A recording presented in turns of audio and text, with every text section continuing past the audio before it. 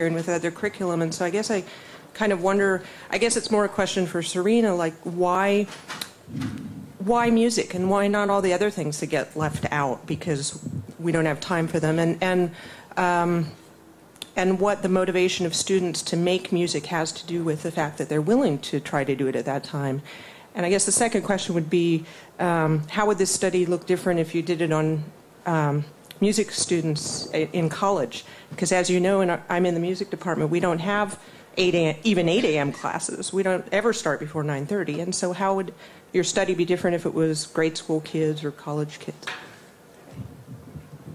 Oh, you can do that.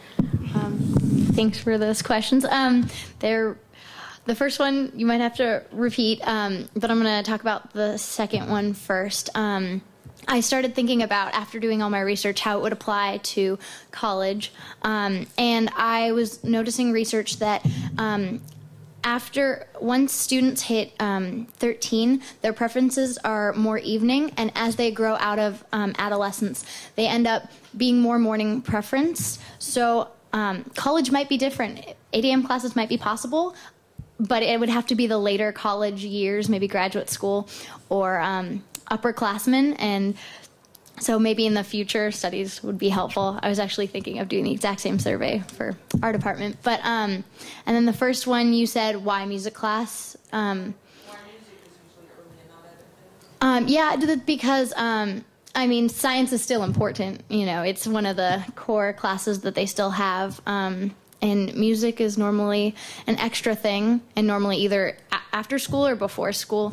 And I find that it might not be as helpful. There could be, for instance, like PE could be 7 a.m. It might not be preferable, but it doesn't require as much thought that music does, and and science and math and all the other classes that probably shouldn't be in the morning. But hopefully that answered your question.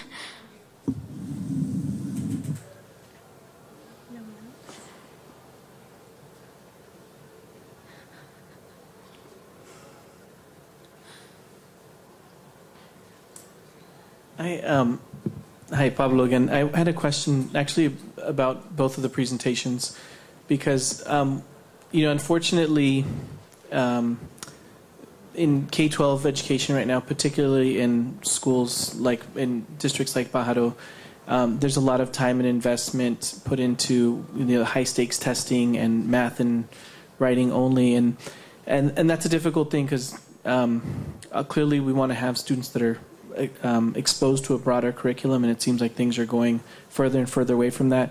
I'm wondering if you guys have, if either one of you have considered analyzing the impact of the programs, both music programs as well as the science programs, and the effect on the impact or effect that it has on students' testing.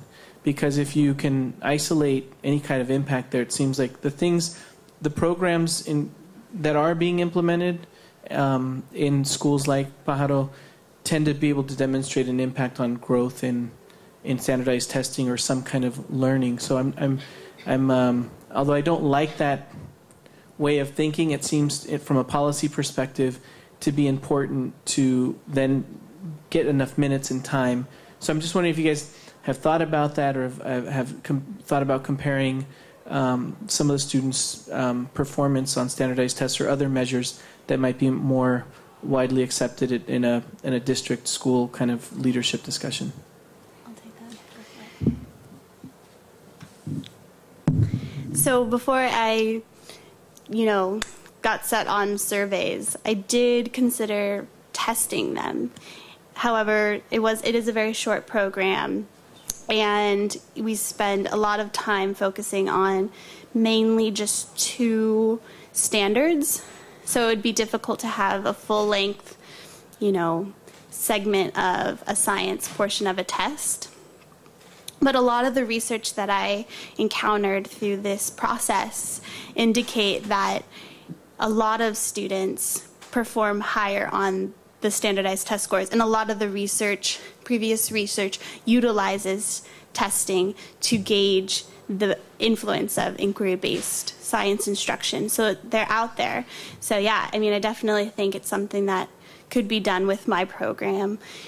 despite the length of the program. I think it would be interesting. I think particularly in response to the suggestion I made about focusing on English language learners, because I had several experiences where students were taken out of my garden science program to go meet with a reading tutor or go into a reading after school program.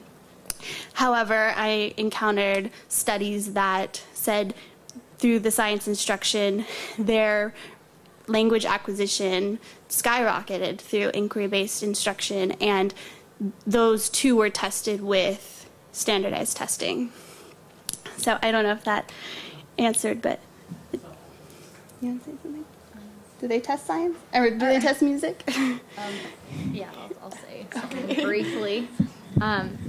They don't really test music exactly, but there's been countless research that definitely talks about the benefits that music has on testing. I haven't gone into it extensively, but from what I've been trying to find for my own research, I found that music benefits lots of different aspects, including testing. Yeah, so I mean, I guess I mentioned only the reading and the science portion of a test, but they measured math improvement, writing improvement, all of those have been tested, so not just the science. Thank you.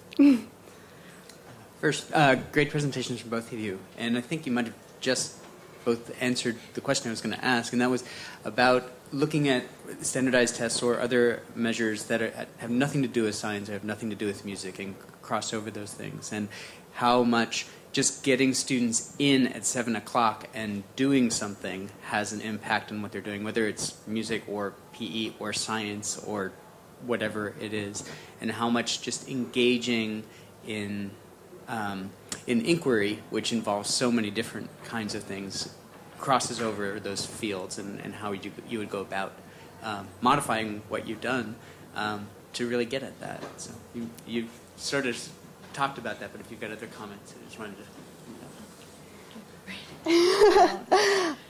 to.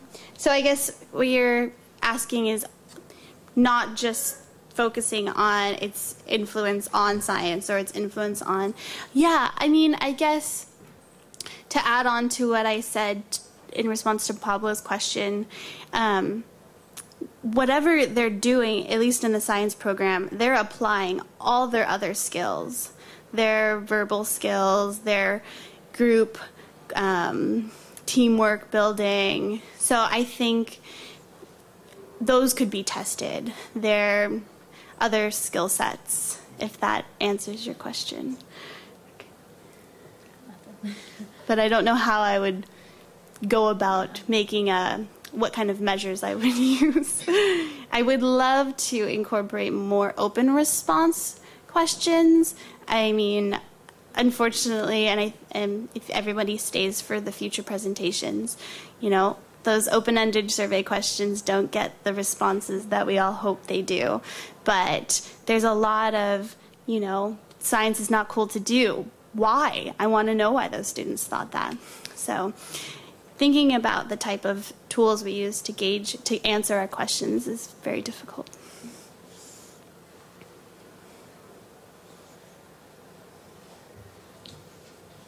Thanks again, ladies.